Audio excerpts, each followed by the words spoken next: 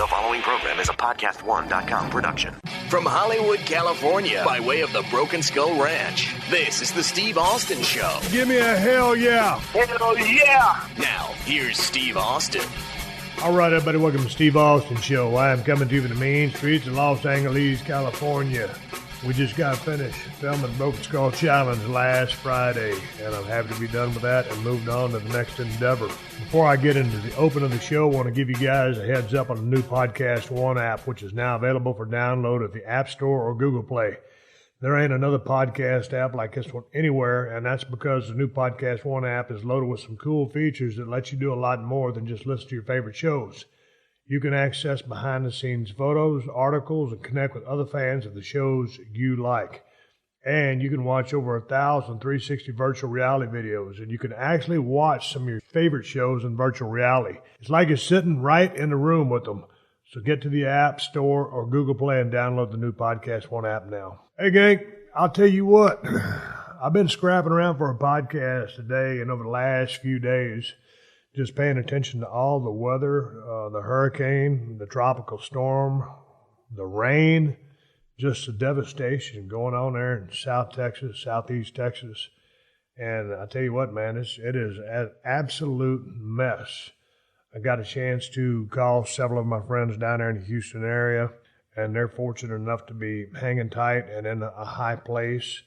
A lot of people I know are, they've just been wiped out. And I tell you what, my mom and dad were without power for a little bit down there in Edna, Texas.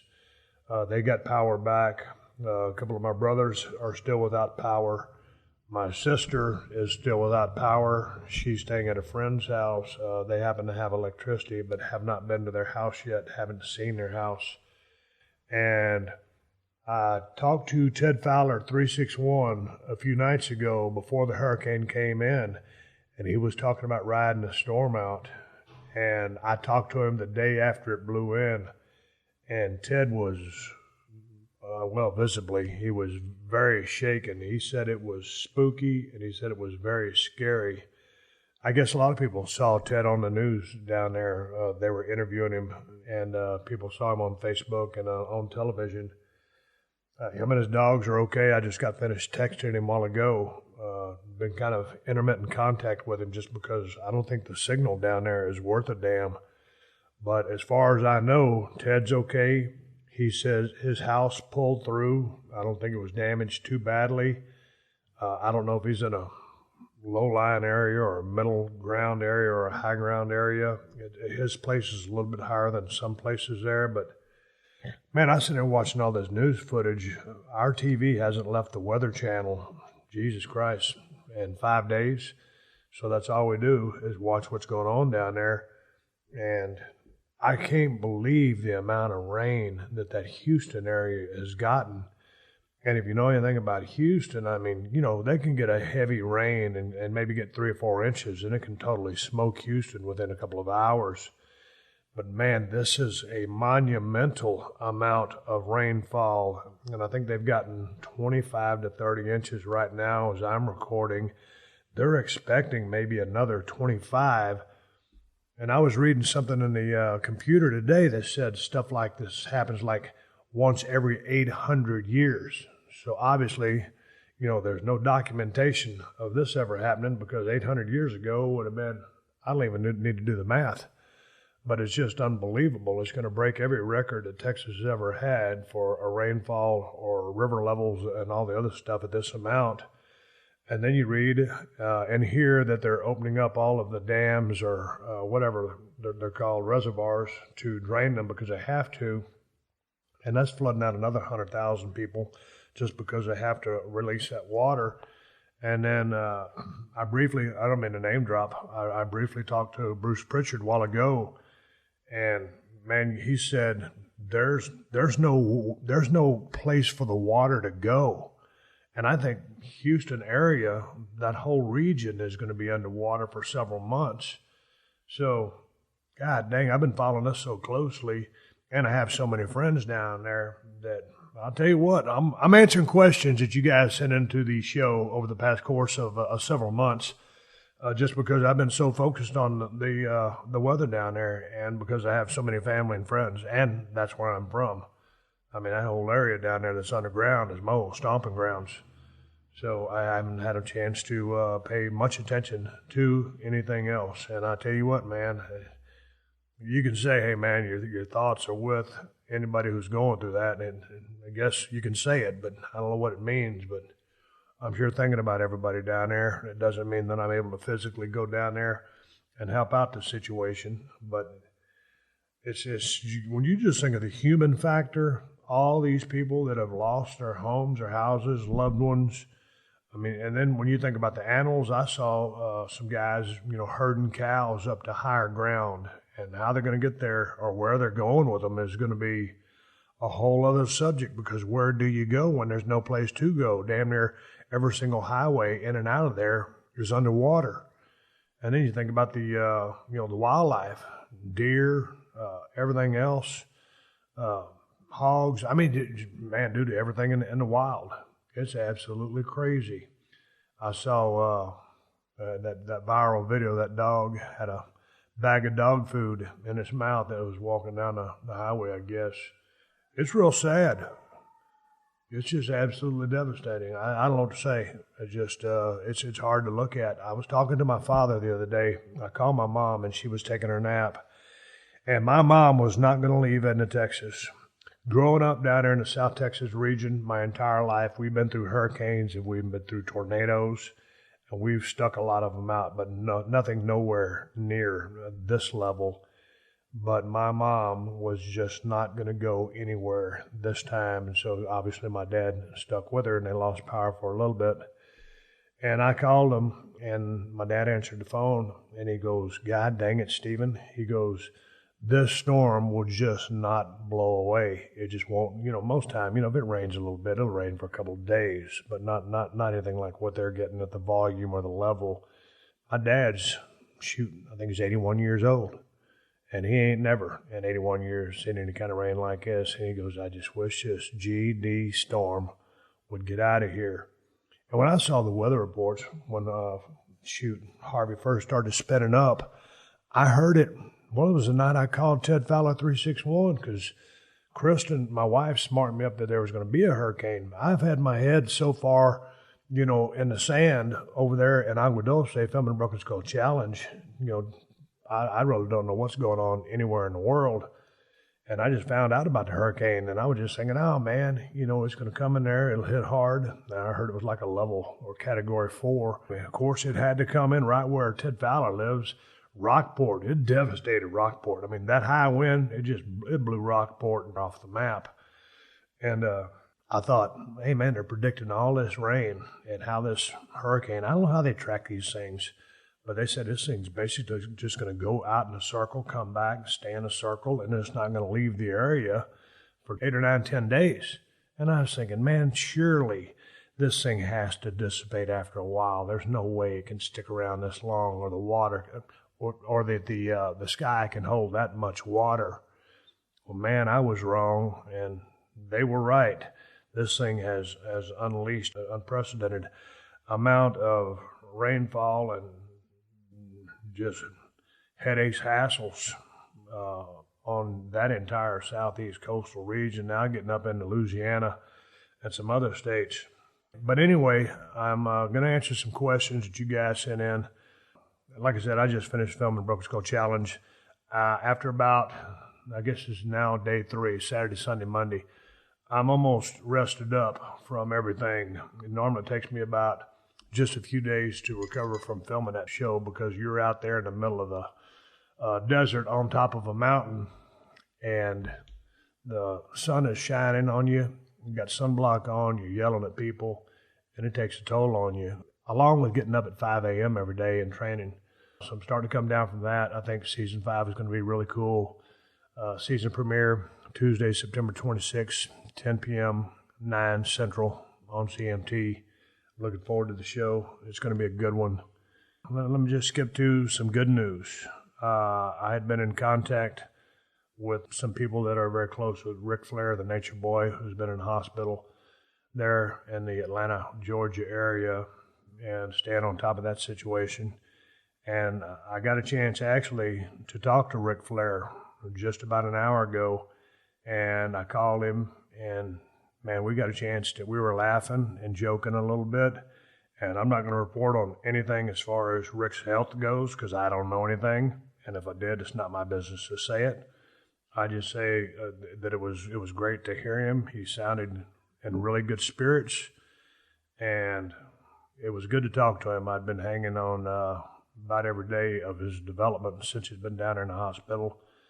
And he's he's the greatest pro wrestler in the history of the business, but he's someone that I really admire and look up to, and I love the guy. And it was nice to hear him laugh. And whatever happens from here on, I hope that Rick makes 100% recovery. And it was good to hear his voice. That was the only, I guess, good news that I had today was being able to talk with the Nature Boy. And other than the fact that everybody that I know in Houston, I haven't talked to everybody I know in Houston. For the most part, everybody's hanging in there and doing pretty good. God dang, I know food and fresh water and all that stuff is in scarce supply. God dang, it's unbelievable. Anyway, I got a show to do. This is a hard show to do just because of all the stuff that's going on down there. I'd love to just try. I can't go down there and help. I'll do nothing but get in the way. I don't think you can get in there and go help.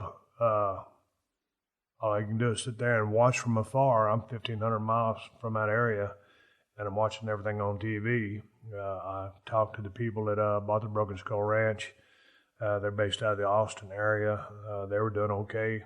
Both of my neighbors that are next to me at the former Broken Skull Ranch were doing good. They hadn't been down to their ranch yet. I don't think they're getting any rain over there that's going to be of any consequence, but they're in that Austin, Houston area. They were doing okay.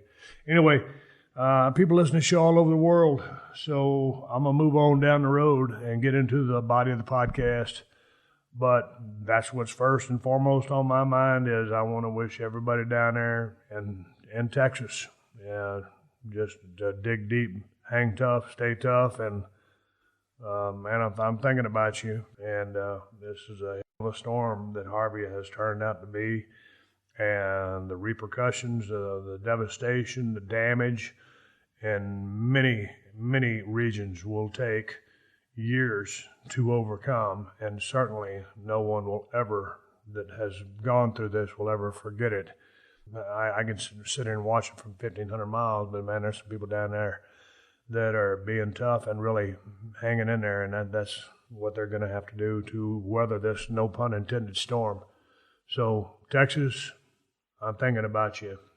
This is Adam Carolla from The Adam Carolla Show. If you care about predictions, you care about props.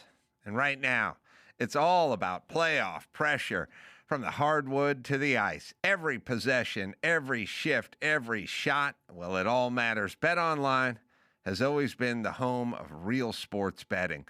Deep markets, sharp odds, and player props built for fans who know these games aren't random. The NBA playoffs are heating up, stars taking over, series swinging on a single score, and in the NHL, it's all speed, grit, and sudden death moments where one goal changes everything. Lines tighten, pressure builds, and BetOnline delivers live betting and in-game odds that move with every bucket, every breakaway, every goal. This is where the action happens, where experience shows and where the smallest edge makes the biggest difference. BetOnline, the game starts here. This is the Steve Austin Show. All right, everybody. I always tell you guys I answer or read all my emails sent to questions at steveaustenshow.com, and I do. I haven't responded to all of them. I've been way behind shooting the Broken Skull Challenge, but I try to read every single one of them. And as I was reading through them, I just kind of put them in a different folder because I know that these could be potential questions and I'm going to answer on the podcast. So sure enough, that's what I'm doing today. I'm answering questions that you guys sent in. And one of the first ones that came in was sent in to me by turn_bow_nose on Twitter. And he says, Steve, what's the most important thing you'd say to a beginner in the wrestling industry? Best tips currently about to go for it. Well, I tell you what, turn bow nose. The most important thing I can tell you in the beginning, keep your eyes and ears open, ask as many questions as you can, pay attention. The biggest thing you can do in the beginning is slow down. If you slow down in the beginning, that means you're not going too fast, because going too fast is the most common mistake when you try to break in the wrestling business, because you think that, hey man, you got to do something real fast. You're nervous, and start off at a very slow pace. You're going to learn your drills. You're going to learn your basics. You're going to learn a little bit of chain wrestling. But if you go in there and you start trying to work a match, or even learn anything as far as working a body part, be slow and methodical and precise. Don't get in a big hurry to do anything. You want your basics to be so fundamental and so sound, there's no use in exploding and hurrying. It's learning proper technique. It's learning how to do things, and the learning how to do things will protect your opponent, and your opponent learning the same things you are will allow him to protect you. Hey man, the business of pro wrestling is a work. Make sure you know the fundamentals and the basics before you get in there and start ramping it up and going full speed. You get a couple of guys, couple of girls, whatever, in there going hauling, not knowing what they're doing. There's a miscommunication. Anything could happen, and that's where accidents happen. You're trying to tell a story. If you try to start off telling the story in fast-forward motion, it ain't going to make sense. It's going to impede your learning progress. Every time I've ever gone into a territory where I was a young cat trying to learn to ply my trade, that was the biggest piece of advice or the biggest critique that the veterans would tell me. Hey, kid, slow down. On top of that, they'd tell you to save your money. But you're talking about getting into the wrestling business, and the best tips. And it's to also not only slow down, but you need to eat, sleep, crap, breathe, live the business. Watch as many matches on YouTube or the WWE Network or New Japan, All Japan, whatever floats your boat, Ring of Honor, whatever promotion you love. And watch promos and watch angles and watch what plays out. I like that stuff from the mid-'80s, because the mid-'80s, oh man, I'm going back to these days of Mid-South and NWA, my two favorite promotions and my two favorite time periods, or my favorite time period to watch pro wrestling was in the mid-'80s. I loved what we did in the Attitude Era, but just going to watching basics, man. Some of those stories that Bill Watts was telling down there in Mid-South, with the likes of that crew that they had down there, were just off the charts. And they're very basic angles that you can sink your teeth into, and you can explain. And you can listen to Jim Ross as a color commentary guy. You could watch, or the straight guy, and you could watch Michael P.S. Hayes doing all of his stuff and riling the crowd up, and learn to tell a story as well, while I'm telling you to slow down from the get-go. Top workers are great storytellers. Some of the best workers or the best draws in the history of the business may not have had a diverse moveset, or, look at my moveset. I had a right hand. This after I got dropped on my head. I had a big right hand. I had some stomps. I could work a body part. But I didn't have a wide arsenal of offensive weapons at my disposal. I was very basic. But I was good at telling the story about a bald-headed guy with a goatee, black trunks, black boots, and 2 knee braces, and who was pissed off at the world and certainly pissed off at the establishment that was the WWE office, the owner, Vince McMahon, in that feud. And you could feel my angst, my anger, my emotions as they prodded me in the wrong directions, held me back, didn't want me to represent the company. This is from a storyline perspective I'm talking. So go back and while you're learning the basics and taking your time, learn how to tell a story, learn how to listen to promos, learn how to speak articulately and eloquently, convey exactly what you're feeling, and focus on those things. I could talk all day about what you need to work on in the business, but taking your time, and knowledge is power. The more you know about the history of the business, the more you've watched, the more wrestling you've taken in from a watching television standpoint, watching your computer standpoint, being in the ring, exchanging holds and practicing and working with other people, you will get better. So that is my advice to you. Hey, man, here's one that says, this is from Peanut Dad, 55. Thoughts and prayers for friends and family. Hope all is well. When I heard Victoria, Texas, my first thoughts were of you and your loved ones. Hey, appreciate that. I got a ton of emails about Hurricane Harvey down in Victoria. I got a lot of questions here about Ted Fowler 361 and how is he doing. And like I said in the open, I texted him. I just got like one text back from him today. He's doing fine. Here's the thing, knowing Teddy, he told me he was shook up, and I hope to have him on the podcast, once everything gets settled down there. And he told me, he says, hey, man, if this ever happens again, I'm out of here, because it was spooky. And I believe he screwed or nailed his front door shut, because he was holding his door shut from what he was telling my wife. And so finally he just said, F it, I'm going to screw this thing closed. And so if I know Teddy because he's a working man and because he's a carpenter and a builder, and he has a lot of knowledge as far as construction goes, it's hard to keep that guy cooped up. So he's probably out trying to help people and, I don't know, cleaning stuff up. Ted's a workaholic, so I imagine that's what he's doing. Once again, I'll just say that I know that he's safe. I talked to him, and I don't know what all he's lost because I haven't talked to him because his phone's not working. I don't know what the service is down there, but every time they show footage of Rockport, Texas, man, that place got smoked. It got crushed. Hurricane Harvey came in as a Category 4 hurricane, and that was the brunt of what it hit was the Rockport area. That's where it landed. Then it turned into a tropical storm. Now it's dumping, feet and feet of rain down. But they caught the whooping of it, and that place is in a shambles. So I'm guessing Ted's out there in the field helping people out. Anyway, get on back to the questions you guys sent in. This comes from Kyle Shackelford. Hey, Steve, my name's Kyle, and I come all the way from the mean streets of Monroe, North Carolina. First, I'm in the middle of a renovation of my house, and I'm slowly losing hope that it'll get done. Any words of wisdom you can give to bring back hope and keep a cool head through it? I know you just went through this not long ago. Hey, man, I'll tell you what, the biggest thing you got to do is be patient.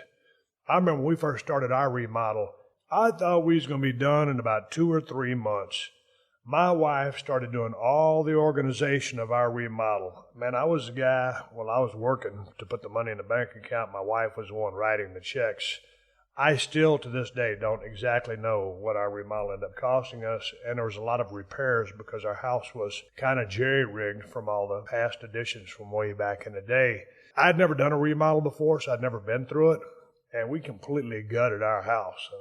It turned into be a lot more extensive of a project than I had originally thought. Originally, we were just going to replace the hardwood floors, which had buckled. And then we just said, you know what, all this other stuff is, not to our likings, and, we're pretty frugal with our money. So we just said, if we're going to keep living here, we might as well go ahead and invest the money and do the remodel that we want. And I'm happy that we did it. But holy smokes, I thought we would go down to South Texas for the Broken Skull Ranch deer season, hunt for 2 months, come back, and then everything would be done. Not so fast, my friend. That ain't the way it goes. It takes a long time. And I tell you what, we had, I would say, one of the best contractors in Los Angeles. He lives about 5 blocks from me, and we're lucky that we found him. And he turned out to be a very good friend of ours now, up to this day. But we had somebody that we could trust. But I tell you what, mister, it's a lot more work than you think it is. So my advice to you is to hang in there, be patient. It's going to be expensive. You're probably going to spend more money than you originally thought you were going to spend. That's what every single buddy that's ever remodeled anything tells me. And that is true in our case. And it was a pain in the ass. I mean, we still got a couple of guys coming and going. We got almost all of our stuff hung back on the walls as far as artwork and frames and pictures and stuff like that. But it's a long drawn out process as the guys will come back to just do the final touches on everything. So the process is long. You chose to undertake this, or you're going through it, so you might as well just go through it and not get all worked up about it, because you getting worked up in anything, those guys are out there, are doing the best they can to complete the job, and they want to get on to their next job. So you got to be patient with them, understand that they're working doing the best they can, and there's going to be hiccups. You're going to find things that are wrong with your house that probably need to be addressed, and you will either address it or you won't address it, but it will come to your attention. And don't panic. I'll tell you what, there were so many times that there were some corners cut over at my house. Now I probably got the best built house in Los Angeles because we fixed half of things. Like I said, our repair bill was equal to the remodel bill. So now our house, if we have an earthquake, it might get crumbled, but it ain't going to get crumbled as fast as it would have prior to us doing a remodel. Anyway, hey, here's a guy, the same guy, he had two questions. He was talking about when I was filming Redneck Island down there in Georgia, and me and Chris were riding around, shooting the breeze and doing errands. And he said, is any way Chris would be coming up on the podcast? And I'll tell you what, I ain't talked to Chris in a while. I need to give him a shout. It was good talking to him and good hanging out with him in Redneck Island. Hey, here's one from Nathan, Spokane, Washington. Teddy and your family in Texas are in my thoughts and prayers. If it's too personal, I understand, but an update on how they were affected on your show would be interesting. Like I said, man, everybody's good down there. I don't even know if Teddy's got power yet or if he went and bought a generator, but both my brothers still don't have power. And well, I tell you what, there's just slews of Ted Feller questions. Missed the most. Let's read this one. Hey, Steve, and this is from Robert Anderson. I'd like to send you a question no one else has asked before, and you've answered so far every one I've sent, so thank you very much. Fingers crossed I can get 3 out of 3. So if there's one thing you miss from wrestling, would it be 1, cutting a promo, 2, taking any kind of bump, 3, delivering a stunner, or the feel or smell of the canvas? Thank you for so many memories and making my drive to and from work so entertaining. And that's from Rob Anderson. I'll tell you what, Rob, I think cutting a promo, the only thing I miss out of those 4 would be the feel or smell of the canvas. And, a stunner's a stunner, that's great. A bump is a bump. I mean, it's fun to take bumps. It just really is if you like hitting that mat, which I did. And cutting a promo is fun as well. But going back to that first question I asked about that guy trying to ask questions about what to do or what to focus on and getting in the wrestling business, I told him to take his time. The first time I had ever stepped foot in a ring, I can't remember if this is a future question or it comes up, but anyway, someone asked me when was the first time I actually stepped foot in the ring. And the first time I actually stepped foot in the ring was when I went to the Chris Adams Wrestling School. And I had been, going down to the Dallas Sportatorium, watching the Von Erichs fight the Freebirds and Chris Adams doing his feuds and everybody that was in that promotion. And that day when I went down there to the Chris Adams Wrestling School was the first time I'd ever stepped foot inside a ring.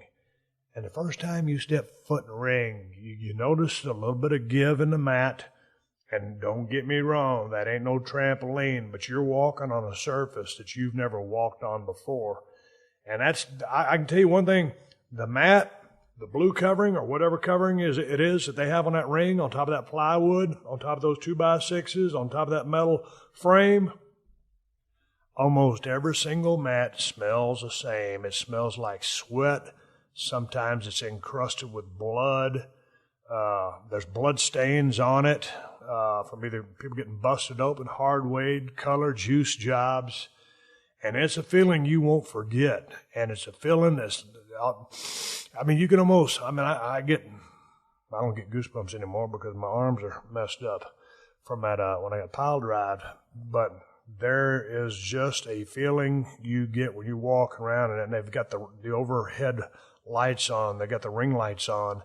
That light that beats down on you and the smell of that mat, the feel of it, and you kind of start, grabbing the ropes, getting into the turnbuckles and looking at everything. It is a very interesting experience. So that would be the biggest thing that I could say that I missed. Don't miss cutting promos, taking bumps, stunners, all that. That was great. And I had a great time doing that. I understand I've been out of business since 2003 now. But the first time I got in that ring, and every time since I got in that ring, all those mats, they smell the same. They don't feel the same, but they smell the same. And that was one thing that I can say that I miss. Go on to the next question. Hey, Steve, thanks for all the memories in the WWE. My question for you is, do you ever get a good laugh when you see your opponent say your stunner? The Rock was a good seller, which made for comedy gold. Same with Kurt Angle. Do you mind how they sell your finisher? And that's from George in Charlotte, North Carolina. You know, not always do you see someone sell that stunner. I mean, I'm facing the opposite direction. So if the Rock's still flopping around when I get up, of course, then I would see it. Or if it was a pay-per-view or on television, well, then I'd watch it back and, see how they did it. And I can almost immediately turn around and watch how they're selling. But, everybody sold my stunner because it was a devastating finish maneuver. If you did it right or at the right time or with the right opponent in the right angle at the right time of a feud, due to storyline, crowd anticipation, build up, teases, the higher the stakes were with respect to the story and as hot or over as I was or as hot or as over as the guy taking it was, that just made it that much more. Everybody sold a lot of it in their own unique way. And I always appreciate it. Of course, I love watching The Rock. I always said, like Scott Hall took a great stunner. Shane McMahon took a great Stone Cold stunner. But The Rock, the way he would continue to put that extra showmanship on there and careen around, and it almost became, I don't even want to say comical because that would be, well, it was almost comical. But, I mean, people knew what he was doing, and, he's gone on to become the biggest movie star in the world. His acting chops started way back when he started taking the Stone Cold Stunner. He is my favorite guy to sell the stunner, and that's with respect that everybody that took it. Triple H took a stunner too, and he had the ability to take it, come right back to his feet, and do that thing where it looked like if the wind blowed 1 mile an hour either way, that's the direction he would fall. So I really enjoyed the way he took it as well. And, of course, Kurt, and all those people. But, yeah, man, we'd sit there and laugh. And Road Dogg, Billy Gunn, all those DX guys that would feed that thing. It was great. So we laugh about it. And like Rock said a while back on an article that was on my Google Alerts, we'd bet a case of beer on something. Hey, man, I just thought about this. Speaking of DX, I'll mention this. Well, I've already done my open and my close. I'm going down to the Valley on Wednesday to do the X-Pac 1-2-360 show live and in living color. So if you're a fan of Sean Waltman, X-Pac's podcast, I will be there on Wednesday. Please make sure you check it out. I don't know how you can watch it. I know it's on YouTube, and I guess it's on audio download. I'll plug it when I get finished doing it, and I'll plug it on my Thursday show as well. I'm looking forward to going to the Valley. Before I started filming Broken Skull Challenge this year, I called X-Pac, and I said, hey, man, I'm fixing to go film, and I'd really like to put some podcasts in the can. So when I get busy doing production, I'm so busy that it's hard to do podcasts. And Sean came by the house, and we recorded for 2 hours, and he helped me immensely. I've been wanting to do his show to begin with, and I think this is going to be, if I'm not mistaken, it will be his 100th show. So I'm looking forward to going to the Valley and returning the favor as Sean put me over. I'm putting him over on Wednesday, and I will be there live and in living color. So if you get a chance to check out his show, please make sure you do. All right. Here's one from Marcus. Hey, man, I love the episodes with Ted Fowler and your illustrious wife, Kristen. All right. And they're hooked on Broken Skull Challenge. Well, brother, where do you see this show that comes out season 5, Tuesday, September 26th? It's awesome. Here's the question. I've been a fan of wrestling since the late 80s, and I noticed something different has happened with the championship picture. I used to believe the U.S. title and Intercontinental title were stepping stones to the world title, and once you got to the world title picture, you stayed in the world title picture. The wrestler never went back down for those secondary titles. My question is it an insult for a wrestler who won the world title go back and compete for the secondary title. How do wrestlers feel about dropping back down to the secondary title? I'd love to hear your insight. Marcus. Man, I tell you what, Marcus, when I look back at my career, I can't even remember. I do remember getting that IC belt and then starting to fight for the world title, and I don't remember the order of my championship reigns, and I'm not going to get on Wikipedia and see when I held those belts. But no, man, you got to work yourself into different storyline situations. When I look back, at the WWF from when it was called the WWF, that Intercontinental belt was kind of a belt to help groom you for your World Championship reign. And some of the best workers in the company had the Intercontinental belt because it was kind of more of a worker's belt. And that's with respect to all the world champions. But, man, these days you'll see guys get in contention for that world title and then go back to the IC or U.S. title. Hey, man, anything that's available to facilitate a storyline, it's not a regression. It's just you in a different scenario. All of those belts are important and mean something when they're on the right guy and they're not just trading them around like trading cards. They have to mean something based on storyline, performance, and everything else. But no, I think, man, if I was in there and I was fighting for the world title, in whatever year it was, and it turns out the next year I'm fighting for that Intercontinental title, that's on the plate right now, and they've got other people going for that top world title. Different people have to evolve into different storylines. So anytime there's, something at stake and one of them is a belt, I think it's fine. It's not a regression. You look at so many guys, and I don't think Jake the Snake Roberts, I've been hitting that with so many steel chairs, ever won a world title in WWF. He didn't need a title. Man, he just needed his snake, and he needed a worthy opponent.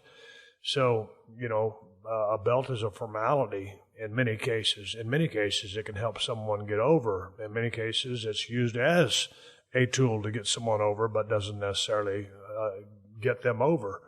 But anytime you're fighting for a belt, to bottom line and answer your question, if you're fighting for a belt and it's a lesser belt than the world title, because really everything is secondary to the world title, even the tag team championships, even though they are world tag team titles, that world title belt is the most important belt as far as all of the belts are concerned.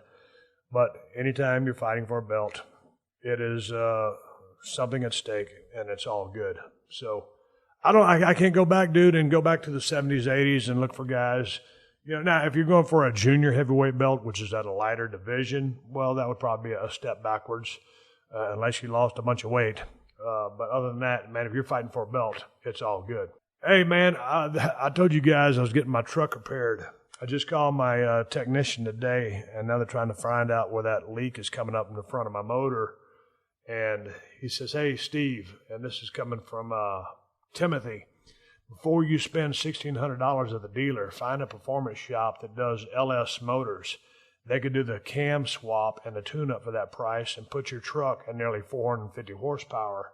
I attached the dyno results from a 2000 model 5.3 with 150,000 miles with just a cam swap. Sure enough, there is that information in that email. You know what? I thought about throwing a cam in that truck, but I don't know if I want a cam in the truck. I'm going to get it fixed and see how it runs once they get it going. I think they're going to come down on the price a little bit. But if it doesn't run the way I need it to run by the time I get that thing done, then I might look into doing the cam swap or some other upgrades. But I always like kind of pretty much stock motors when I'm just talking about my stuff. That is I like to keep everything almost OEM. My 88 Ram Charger is 99% stock, other than that 3.5-inch lift kit and the 35s for television. I still have the original leaf springs and all that other stuff. I added a tachometer just so I could see what my RPMs are at. My 95 Ford Bronco, other than the sound system, is 99% stock with that 351. I don't want to say I don't pull enough trailers because I want to pull my mules around and back and forth to Nevada. I will consider a cam swap if that's what I need to do. but that motor is just not a very powerful motor to begin with. The newer versions of the 5.3, I drove one the other day with 355 horsepower. You say that in the dyno, yours was testing out at 355, and I think that cam added about 100 horsepower to it. Mine is definitely under 300, and I can't remember what the original specs were. Will I consider a cam? Yes, maybe. Here's one I was looking for. Stephen from over there in Scotland. Hey, I was just listening to the Post Malone podcast, and you mentioned you used to get drunk and have some fun in Dallas, Texas, and throw stuff at the wrestlers. My question is, did you ever experience this back in the day, and if so, how annoying was it? Thanks for all the hard work. Hey, appreciate it, Stephen. What he's talking about, I used to always tell a story, and I still do. When I was going to college and playing football at North Texas State University, on Friday nights, we would ride down to the Dallas Sportatorium, the world-famous Sportatorium, and, man, the Von Erichs were still hotter than Freebirds was still coming in. Brody was coming in. There was a lot of talent going through Dallas. And we'd go up there. I think it cost us maybe $10 to get in. And, man, we'd start ordering that draft beer. Someone would buy a box of popcorn. And, man, as you know, there'd be about 8 matches on the card. You'd have your openers. You'd have that mid card. You'd have intermission. And then all of a sudden you started getting into those semi-mains, and it kept building, and you had that main event. And a lot of those guys had heat with us. Holy smokes. So, I mean, when I say throw stuff, I mean, we were wadding up, programs and stuff like that, or maybe even a wax cup that a beer would have come in. We were throwing stuff at the wrestlers. When you're going to wrestling way back in the day and you're some crazy raising kid in college and you're 20 years old, you think you're supposed to throw stuff at the wrestlers. After being in the wrestling business for 14 years, the heat factor is nice. It's nice when people just basically want to kill you because they hate everything that you stand for and everything that you're doing. That's a compliment. But when you start getting pelted and hit with a lot of strange stuff, quarters, spark plugs, I'm speaking of Puerto Rico that I've always heard about, and they used to hang that big net over the ring to keep a lot of things from coming down on the boys, although it didn't always work. Guys doing angles and almost, getting killed. Many guys getting stabbed. I mean, hundreds of stitches from the heat. Once you get in the ring, it all changes. I thought throwing stuff at the wrestlers back in the day was fun, it was funny, and it was cool, and I didn't like them, and so they were affecting me. But once you've been that guy and you have a ton of heat, you want the heat. But you don't want nobody throwing nothing at you, and you don't want nobody sticking you with a knife.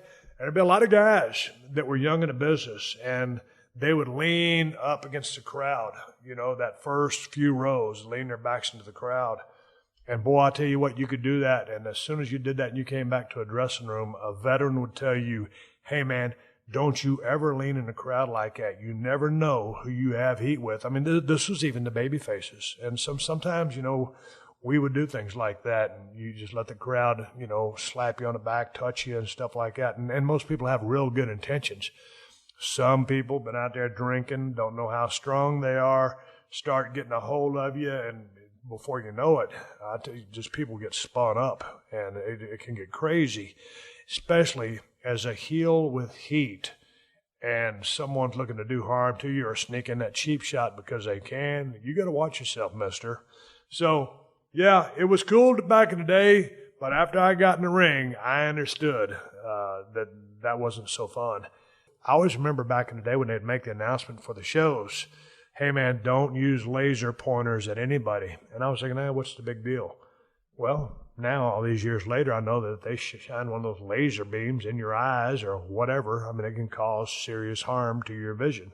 So there's a lot of stuff that goes on, and you think it's all cool and fun and games until it comes down to be on the receiving end of it, and bad things may happen. So anyway, I thought it was fun back in the day. I didn't think it was fun when I got really entrenched in the business.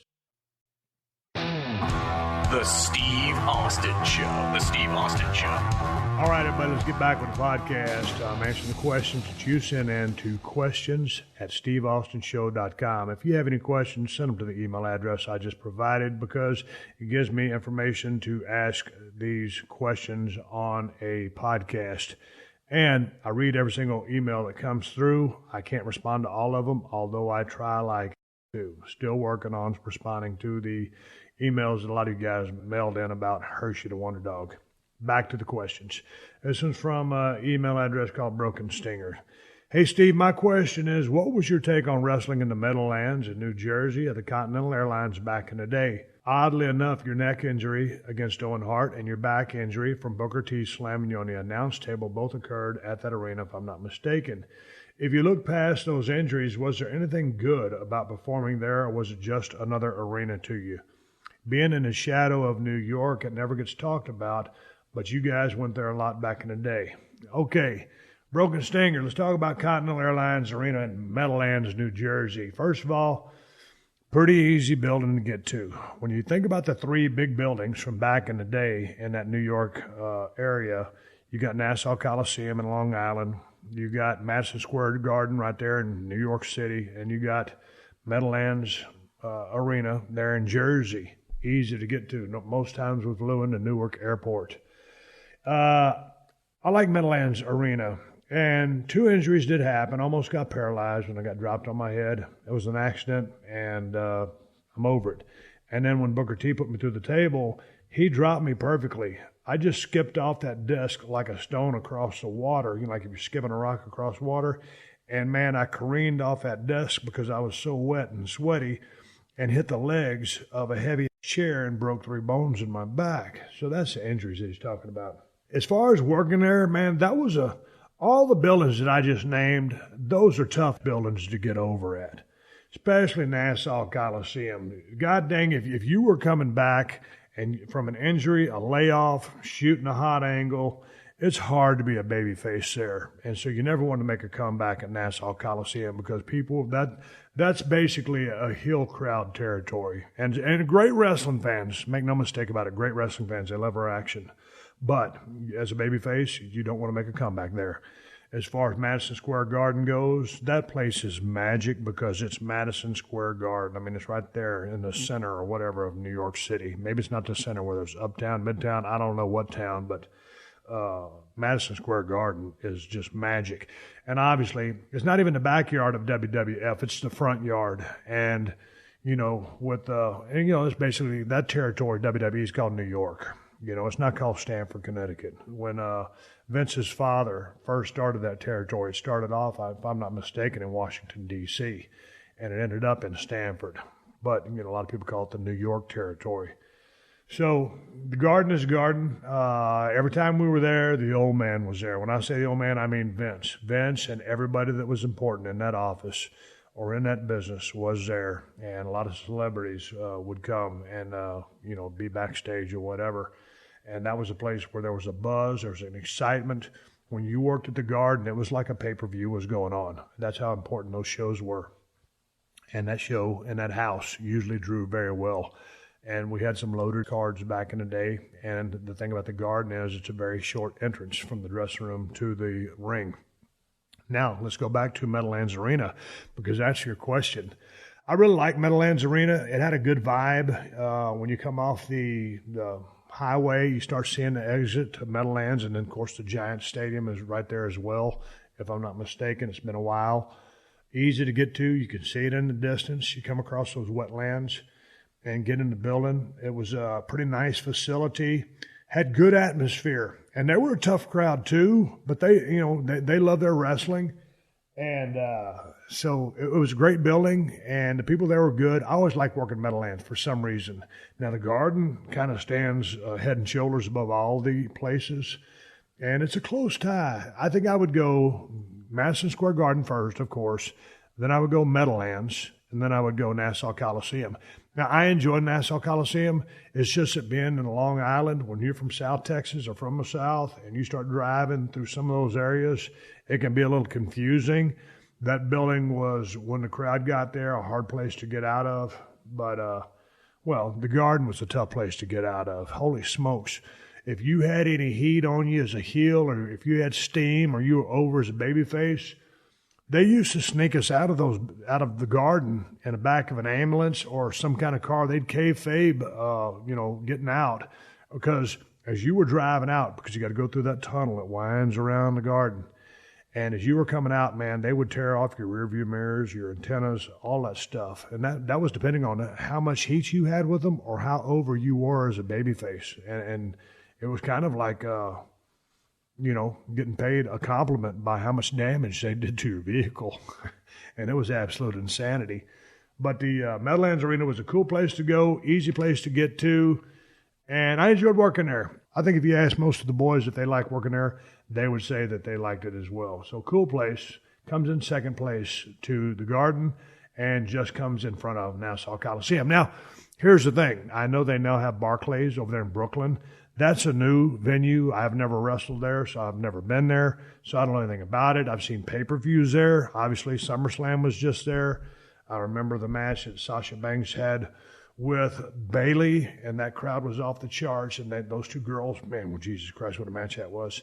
So that's a real good crowd. It looks like a nice facility. I've never been there. Hey, man, here's a question out of Calgary, Alberta, Canada. Jason says, hey, Steve, I've always wanted to ask you, since you would have some experience firsthand, when you headlined WrestleMania 15 with The Rock, what did you think of the WWF's brief experiment with the Brawl for All? What are your thoughts on the match between Bart Gunn and Butterbean and the resulting knockout? Man, Butterbean was a boxer. And Jesus Christ, I mean, what did he weigh? Close to 300 pounds? He hit like a Mack truck. Bart Gunn. I used to travel with Bart Gunn. Myself, Billy Gunn, and Bart Gunn would travel. And we traveled a lot of those old towns in Canada. Red Deer, B-towns. They were B-towns. I don't mean any disrespect to anybody that lives there, but those were B-towns. And god dang, we'd be healing up a room at the Econo Lodge and staying out, and shoot, man, both of those guys are tough as nails. Bart Gunn could hit like a Mack truck. And you saw how he waded through the competition in the beginning, and I think everybody thought that, I think who it was, did he beat Dr. Death, Steve Williams? And everybody thought, Doc was just going to go through him, and Dr. Death is a legend. Bart Gunn is legitimately tough. I believe from reading about where he came from down there in Florida, he was like the guy in his town that you did not mess with. Dude was heavy-handed, didn't mind scrapping, and probably liked it. When we were out messing around, god dang, I mean, Bart Gunn's one of the nicest guys you could ever meet, too. I never saw him fight, never saw a mean streak in him at all, but by all accounts, you didn't mess with Bart Gunn. But when you put a guy who's street tough and a heavy-handed guy and a fighter in there with a trained boxer, as I heard, the story was Bart had started taking a few boxing lessons to kind of spin up for this, match. And maybe that was his undoing. I don't know. I've never spoken to him about it, so I don't want to go on record as saying that. But Bart Gunn was not a guy that you took lightly. Bart Gunn was not a guy that you'd want to mess with. Bart Gunn was a guy that was surely not afraid of anybody. But in that boxing match, it favored the guy who has boxing training. And that was Butterbean, and he caught him with a shot and just knocked him out, and that was it. As far as what the boys thought about Bart after that knockout, I mean, he'd waded through the whole locker room. Everybody knew it was tough. Everybody knew he was tough, and he just got knocked out. End of story. It was what I thought about the experiment. I think in an experiment where it's not a work anymore and it turns into a shoot, Bart created his own destiny. He won everything, and it resulted in a push. Here's the thing. Now that you've done that, you would go back and do it where you would work it. Let guys go out there. Hey, there's been some works in boxing. We've seen them. There's been many works in wrestling because it's a work. So if you were going to do that, you had a designated guy that you wanted to push, wanted to win, go out there and work it. As it was a shoot, it was totally legit. Bart knocked out everybody Bart fought. But when Bart got in there with the boxer won that battle. But Bart's a tough guy. He lost no respect out of that. because everybody still knew Bart had a lucky Mack truck. Anyway, next question. Anyway, you don't want to go into a shoot thing when you're presenting or what you do is a work. All right, here comes a question from Mark over in Ireland. Hey, Steve, love the show, big fan. I'm sitting here watching old Raw replays from 1998 on the network, and it's May 1998, and you and Vince are feuding, and it's a build-up to you and Dude Love at the Over the Edge pay-per-view. Main event is yourself versus Pat Patterson and Briscoe. Just wanted to ask, did you enjoy that match? The expressions on your face, smiling after stomping on Patterson when he goes for some kind of drop kick, but ends up with his foot stuck on the top turnbuckle and leaving him dangling upside down. And then Briscoe sold a stunner with a front flip. The crowd is hot, JR and King on commentary, just pure attitude era at its best. Can you remember this? It looks like you were having a blast stomping the crap out of both of them. Hey, Mark, yeah, god dang, here's the thing. Yeah, the territory was on fire. Jim Ross, the greatest announcer of all time, was calling it. And I was in there with two legends, and Pat Patterson and Gerald Briscoe, a shooter from Oklahoma, who, along with his brother Jack Briscoe, a highly respected world champion, and they were both world tag team champions.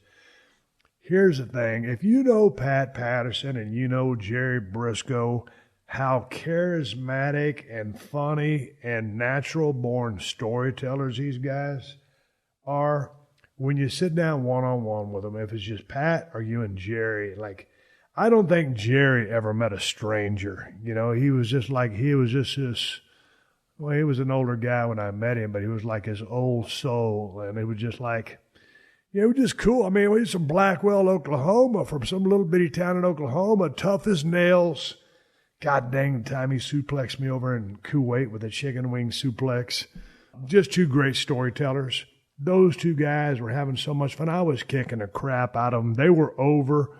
They had heat. They had so much character and in their characters. And they were the flunkies or the lackeys or Vince's stooges, as they were called. Hey, man, these two guys were top guys. Pat Patterson, first Intercontinental Champion of all time, and was super over. One of the greatest minds in the history of the business. Briscoe, total shooter, tough as nails. Man, you got to understand, when you get into a high-profile angle with guys that have that kind of character, and those guys had a lot of steam on them, and they were perfect as their roles. And these guys had been top guys back in their day, and now they're top guys as Vince's lackeys. It was a blast. Holy smokes, it was a blast. And Jerry Briscoe, I'll never forget the time when I broke Pillman's foot with that steel chair, and they sent down Jerry Briscoe to try to save him, and Jerry Briscoe hits the ring, slides in, and I grab him by the scruff of his neck and the back of his pants and trash can him through the second and third ropes. And I remember him telling stories about this. I threw him so hard he didn't have a chance to grab that second or that bottom rope and save himself on the way out. And he just piles up in a total heap. It was like he hit the ring, came up, and just never stopped going as I flung his out that ring. And it was a near shoot on my part. It was a work all the way. And he come with so much speed, and there was so much adrenaline going on there at Cincinnati. And I was getting a set of steam on Brian with that steel chair, setting up that angle after he had kept praising Bret the Hitman Hart in my promo time, which is what set me over the edge. Oh, God dang. Having the good times over in South Africa, partying with Jerry Briscoe was amazing. Sitting down and listening to Pat Patterson tell stories and talk about finishes. When you talk about these guys love the business so much, and we're so passionate about the business, and we're so giving to the business that along with being top stars, they shared whatever they could share with all the talent to help them get over. And that was their role, and that was what they relished in, and that's what they loved. And I know Pat probably still does some things with WWE. And Jerry, I believe he still works with recruiting with WWE. So just two guys, and I just love both of them to death. So they were absolutely amazing, and they were hilarious, and at the same time, they had heat. Man, here's a question about dogs and moving out to L.A. Well, I know a little bit about dogs, and I know a little bit about Los Angeles. Let me see if I can answer. It's from Sean Frost. Hey, Steve, so I have two questions. One, I heard you refer to having a pit bull when you were in Georgia. How are those dogs to own? I'm going to be moving out to L.A. after 12 years in an apartment I love, but that's here in Tulsa. Every once in a while I get this pang of, I really don't want to leave here, even though I know I have to, meaning the apartment. Did you get any of that when it came to the ranch? Let's go back to that dog. Hey, man, I had a pit bull when I was in Georgia. And the only reason I had that pit bull, because myself and Mr. Wonderful Paul Orndorff were down there in a little town in South Georgia, about 200 miles south of Atlanta, called Rhine, Georgia, R-H-I-N-E, on 2,000 acres where we used to deer hunt. I've told this story many times. I'll keep it brief. There was a little bitty story. I'm talking, man, when I say we was on a deer lease on 2,000 acres, I mean, we were on this small house in the middle of nowhere. I'm talking middle of nowhere. This store might have been at 1,000 square feet max and had a gas station with one bump. And so I went there to get some crackers and cheese, and I saw a white pit bull out there. He had a big cut on the back of his neck. And every time I went there, he was just walking around out there in the fields. And so every time I went, I'd get a can of dog food and pour it on the sidewalk for him. And the guy that used to run the store was named Sam. And I would always ask him, I said, Sam, whose dog is that? And he goes, oh, Steve, they just leave him out here to die. He goes, I don't know whose dog that is. And I told him, I said, well, man, if he's here when I leave, I said, I'm going to take him back to Atlanta with me. He says, that'd be fine, Steve. And so anyway, went back to my hunting. And I was driving a 1988 Ford F-150, black, four-wheel drive. And I come up through there. You always had to pass by the store when you left. And sure enough, there was that white pit bull. I guessed him to be about 1.5 years old. I put him in the back of my truck. I didn't know if he was going to bite me. And I had that dog for 15 or 16 years. And we had to put him down 5 or 6 years ago. I don't remember. So he started off in Rhine, Georgia, ended up in Douglasville, Villarica, Georgia, ended up in San Antonio, Texas, and Bernie, Texas, and then in Los Angeles, California. He was one of the best dogs I've ever owned. Not a mean bone in his body. He was just happy to be alive. He was just a great dog of moderate intelligence, but extremely loyal and always ready to jump in the back of a pickup truck and go for a ride. Holy smokes. This is before I put my dogs in the cab with me because, back in the day, you just hauled your dogs in the back of a pickup truck. So Sam loved to ride in the back of that pickup truck. And I had my ranch in Bernie. It was 118 acres. And, man, that dog just loved it. He was one of the best dogs I've ever had. And he didn't have a mean bone in his body. And so I can tell you for a fact, and I had a Brindle Staffordshire Terrier, who's basically an AKC bred pit, that was smart as a whip. Her name was Abby, one of the best dogs I've ever had. And almost, kind of up there in Hershey territory. Hershey was probably the best dog, my favorite dog I've ever had. But I think the pit bulls are wonderful. It just turns out that you gotta bring those dogs up with a lot of love and a lot of respect and understand, who and what they are. But they're good dogs. They're great dogs, as long as you know what you have there. I love those dogs. As far as moving out of L.A. after 12 years in an apartment, I really don't want to leave, but I know that I have to. Did I ever get to that when it came to the ranch? Well, I'll tell you what, I got over that. I knew that I needed to get out of South Texas. Well, it wasn't that I needed to get out of South Texas or wanted to get out of South Texas. I just didn't want to go back and forth 1,500 miles, to do a lot of work and not be able to enjoy it as much as I wanted to. So that was a hard decision to come to. And, it took 10 years of hard work to come up with that decision of selling the place. But, now that we've got the place behind us and it's been almost 6 months now, or been over 6 months, I'm in contact with the owners. I'm going to go back, in December and sit in a deer stand. I don't care to take a gun or shoot anything. I just want to go look and see what the deer have turned into this year, because I would have been out there had I not sold it. hey, man, sometimes comes a time in life where you just have to do what you got to do. And I like Tulsa. I've only been there a couple of times, and I don't know, what you're going through or, why you need to get out of it. But, it's just another step in life. And sometimes in life, you got to take that next step to find out what's next in life for you. And so I sold that ranch. And so if you're going to get out of Tulsa and do what you need to do, don't be afraid to do it. Life is all about taking chances. I don't want to get too philosophical, but it is what it is. And Sean, Los Angeles is here and ready for you. Bring your ass out here. But it will take a little bit of period of time for adaptation. Los Angeles is a great city. It's taken me 13 years to get used to it. There's too many sirens. There's too many helicopters. There's too much traffic. It's too crowded. Other than that, it's a great dynamic city. It helps facilitate business for me with respect to filming Broken Skull Challenge. And I can do my podcast anywhere, but a lot of times the boys pass through here, so I'll grab a wrestler or two. In theory, if I wanted to, I could talk to almost anybody in this town or anybody that'd be on the podcast. I don't really care to. But there's a lot of boys that pass through here, so it makes it good for me.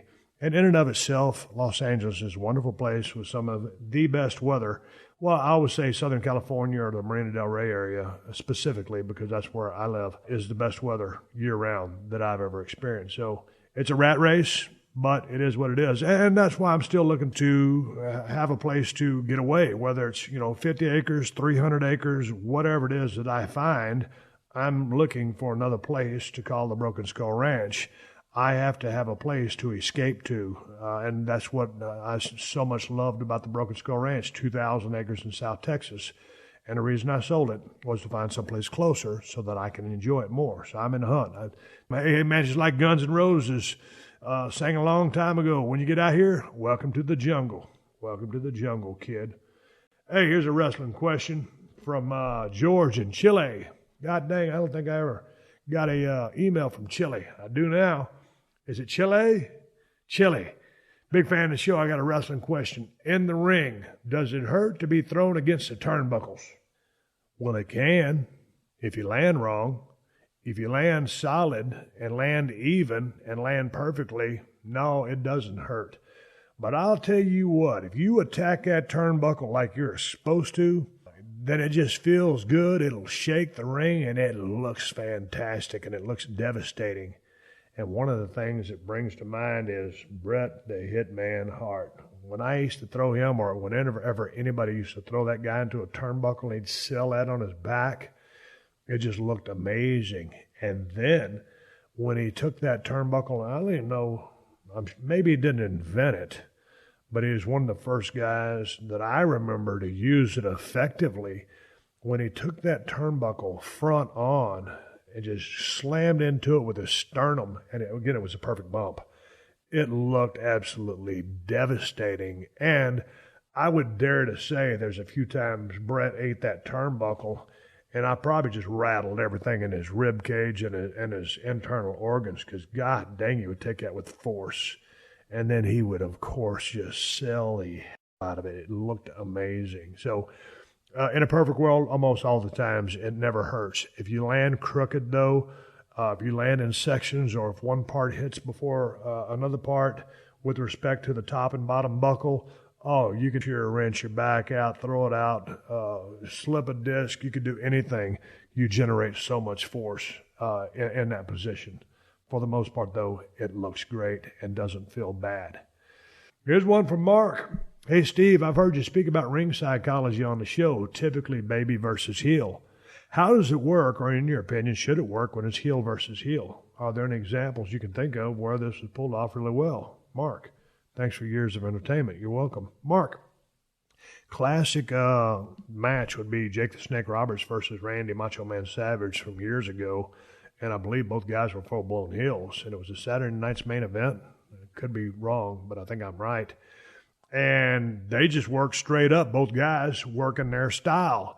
And it was a back-and-forth type match. And it was not a match where you're going to say, I'm going to get a specific set of heat where I'm going to try to elicit sympathy from the crowd to get them to cheer behind you. It was both guys staying in their character and just working a match, just working back and forth.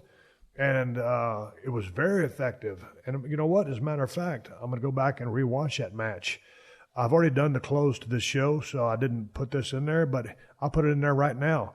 If you can go to YouTube, type in Jake the Snake Roberts versus Randy Macho Man Savage, Saturday night's main event, because if I'm not mistaken, that was a heel versus heel match, and I believe it was a good match.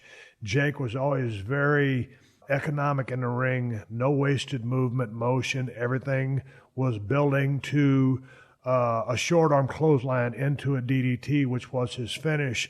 Macho Man Randy Savage, one of the most intense individuals to ever step foot in the squared circle with respect to, you know, his level of focus and energy in the ring. He could be intense, but not redline it and work too fast. One of my first questions to a beginner of the podcast. But his intensity was always at a high level. Same thing with Jake. Jake had that same intensity, even if he was only at 1,500 RPMs. His focus was on his opponent in such an intensity that that's where all the attention and focus went from the crowd.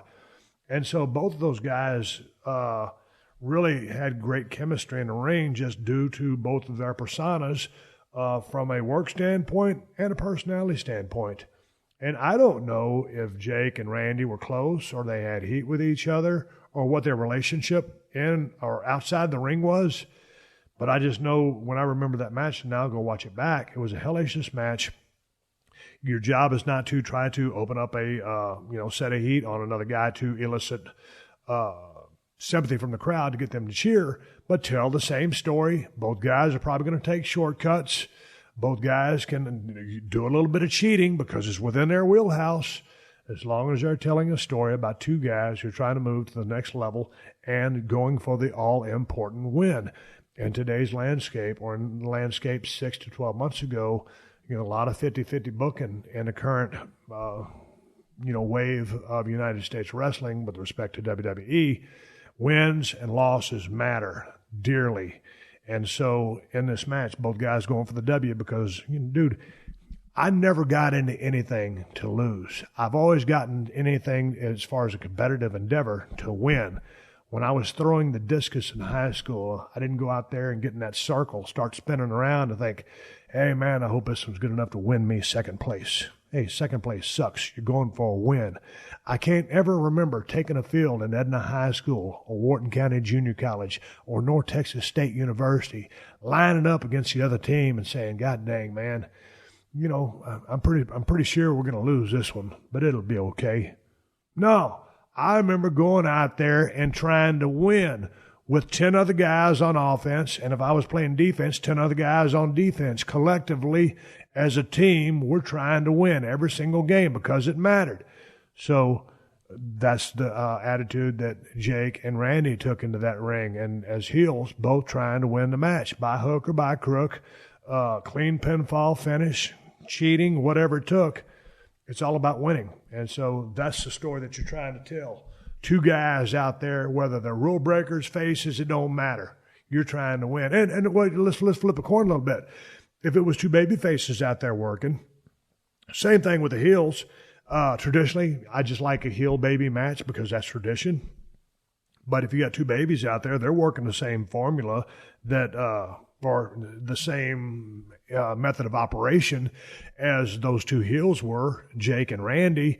You're not going to expect, if you have two white meat baby faces and one guy's going to work up a set of heat and become the heel, you're going to tell a story. One guy's going to shine, the other guy's going to sell, and then the other guy's going to sell, the other guy's going to shine. Or if it's a size difference, stronger guy's going to work a little bit more on top, and then you're going to go home. So it's a different formula. It's a little bit different psychology, but, dude, I dig it. And so, I went long-winded on that one. Watch that match. I will too. But as far as heel versus heel, man, you're just telling a story. The story is you must win. Hey, man, I'm going to stop right here. I'm going to put a pin in this. I'm going to pick up some more questions. and throw those at you next time I come back to the podcast table. I'm over here at 317 Gimmick Street. It's my new studio, fixing to get this thing lit up. I'd like to try to go to video here in the near future.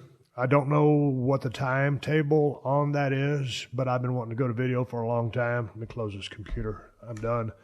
I don't know how I'll produce it. I don't know from what I would broadcast this on, YouTube it or whatever, but I'm fixing to get this place lined up. Got the insides painted, remodeled everything. It looks great, and I'm going to hang all my stuff up in here, and it's going to be kind of a man cave. It's just become an extension of next door. This is the place right next door to where I live, and it became available on the market. Most of you have picked that up or gathered it. Some of you have not. This is where I work from. Now when the dogs and all the people and everything are going crazy next door, this is where I come to do business. It's where Post Malone came the other day. And it was great having a workspace that is independent from where I live because I control so many of the variables now. This is basically also where I have my gym set up. My cardio bike is right in front of me. It's pretty cool. So I've got a compound over here where I can actually get things done, do my research and my workouts, independent of all the BS and calamity, which is 316 Gimmick Street. So this is 317 Gimmick Street. People say, hey, man, if it's a house next door, then in theory it should be an even number like 316. It should be in theory, but I don't live by a theory. I just like to call this place 317 Gimmick Street because it has a better ring to it. Enough of me BS. And I tell you what, with respect to the podcast today and Hurricane Harvey down there in South Texas, man, I was going to talk about the Mayweather fight, Conor and Mayweather. I was going to talk about a lot of things, but I really have been glued to the television, and I think to go back and get more glued to the television. I understand more rain is coming down in Houston, in that area, and it's just been totally devastating. I was able to answer your questions and take me out of a funk for, an hour and a half. And, I can't control the rain, but I'm still thinking about South Texas and all of my friends and all of my fellow Texans down there that are in harm's way and trying to make the most out of a real terrible situation. So South Texas, Southeast Texas, that whole Gulf Coast region, everybody that's been impacted and affected, man, I'm thinking about you, and I hope this rain stops ASAP. All right, everybody, give me the go-home cue. So I'm going to wrap up this podcast and ride off in the sunset. Before we wrap up, let me tell you about MyBookie. MyBookie.ag has been the number one rated online sports action site for 3 straight years. With the new NFL season about to start, you can join thousands of online players and start betting at MyBookie. MyBookie has in-game live betting, the most rewarding player perks in the business, and an all-new, best-in-class mobile website that makes wagering on the go a breeze. And unlike some other websites you might find, MyBookie offers fast, no-hassle payouts when you win. Join now, and MyBookie will match your deposit with up to a 100% bonus. Use the promo code AUSTIN to activate this special offer. Visit mybookie.ag today or call 844-900-BETS. Expert or rookie, you got to check out MyBookie. Sign up today and use the promo code AUSTIN to activate the special offer. We're about to release the super trailer for Broken Skull Challenge, and once we release that, I will let you know where and how to watch that. I've seen the early edit of it, and it's just absolutely off the charts, which speaks to the intensity of the show that we captured this season. The athletes were top-notch, the challenges were top-notch and extremely tough, and it's just a hell of a trailer. Check out the Weather Channel if you want to check out what's going on in South Texas. As soon as I get through with this podcast, I will head back to my house and stay up to date and really hope that goddamn rain stops, slows down, blows out of there, does something. But it's been absolutely devastating to that whole region in Texas. Hey, man, Broken Skull Challenge season premiere Tuesday, September 26, 10/9 Central. Got a bunch of new shirts coming up this year, and they'll be at prowrestlingtees.com/Steve Austin. And if you're thirsty and you like IPAs, I got the best one on the planet. It's Broken Skull IPA at El Segundo Brewing Company. If you live in Cali and you go to a Whole Foods or Total Wines and they don't have Broken Skull IPA, ask the manager why they don't. If you ain't in Cali, check out InsideTheCellar.com and see if they ship to your state. And if you're looking to get either the cold steel broken skull knife or the new working man knife, you can get them at my new Amazon store. Amazon has the best price on both knives. Just go to Amazon.com/shop/Steve Austin. Hey, I want to say one more thank you to all the fine sponsors of the Steve Austin Show. That's how I'm able to do this podcast for you twice a week for free. And you can find all my sponsors at PodcastOne.com. Just click on the Killer Deals button at the top of the page and then click on the Steve Austin Show banner. And speaking of PodcastOne is constantly looking to improve our show by making your podcasting experience even better and keeping the Steve Austin Show free to download with minimal ads. Head over to PodcastOne.com/my survey or go to PodcastOne.com and click on the survey banner to take a short, completely anonymous survey.